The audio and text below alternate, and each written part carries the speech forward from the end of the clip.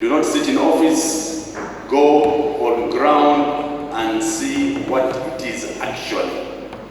So you'll be basing on reality when you're on ground and not in office. So those are my main prayers.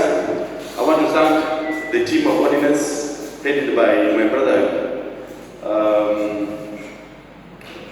Kamoga and his team for a well done job. Musaba, first and foremost, leke okubeera mu offices ezo agende ku ground alabe challenges eziriwo ezo kooti zino kubeera nga ziyamba omuntu wa wansi okulaba rates bagereka nga ddala zeezo kubanga abasinga bagereka bugeresi rough estimate nga kikosa omuntu kikosa balandlords abamu so bwe baba bageze ku ground ne bagereka nga actual rate nga kyekyo ndaba buli muntu ajajiwa blessing.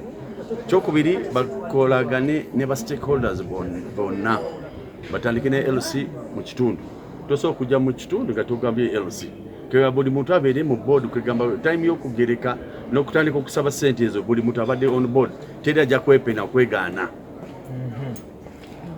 Bubaka kibuuba wa council ebayambe etya okusobola okuexistinga obulungi? Well, waliwo time frame gye babawadde and nga council for example as you know kati waliwo new incumbent eyingiddewo council buli kibasanje challenges bagenda kusanga wansi ku ground bajja ku reportinga ku council so ne council authority ejja kubeera nga ibayamba mu okutambuza mulimu walaba challenges nga council evaayo okutereeza so both parties ejja kubeera nga yeetaaga munne division authority council ejja kubeera nga ekolagana one on one with the evaluation court kubanga ya province.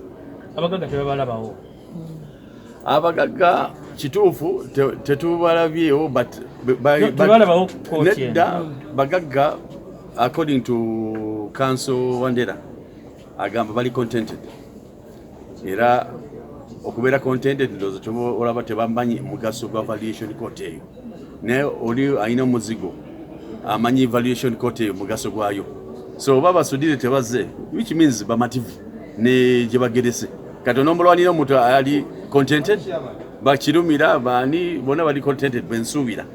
Download the app on App Store or Google Play Store now.